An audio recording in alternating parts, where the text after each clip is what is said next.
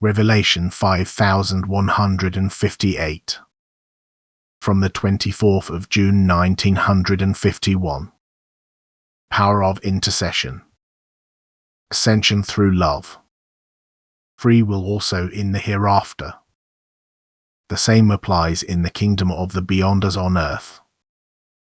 The will to love activity must be present if an ascent from the abyss is to take place, for the being's will is not compelled over there either, but it can determine itself, yet its state is also correspondingly. The souls in the beyond remain on the level in which they entered the spiritual kingdom until they have the desire within themselves to ascend and change their present state. And as on earth, love must awaken in them. They must want to help in view of the hardship they see around them.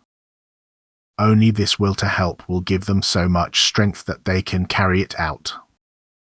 The helping activity can already consist of kind encouragement, advice, or warnings. Only love for the suffering brothers and sisters must always determine them to do so. The desire to help will then become stronger and stronger, and the supply of strength will increase accordingly.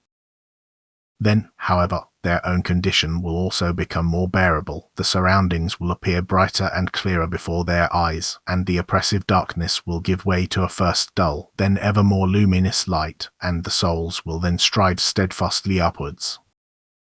Their thinking becomes clearer and full of desire. They also accept instructions which are offered to them by light beings, however in veiled form.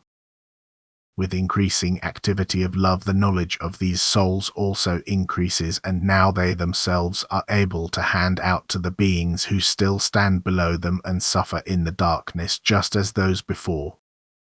Once compassion for suffering souls has awakened in them, they are also saved from sinking into the abyss, but this compassion must first come alive in them, because otherwise an ascent is impossible.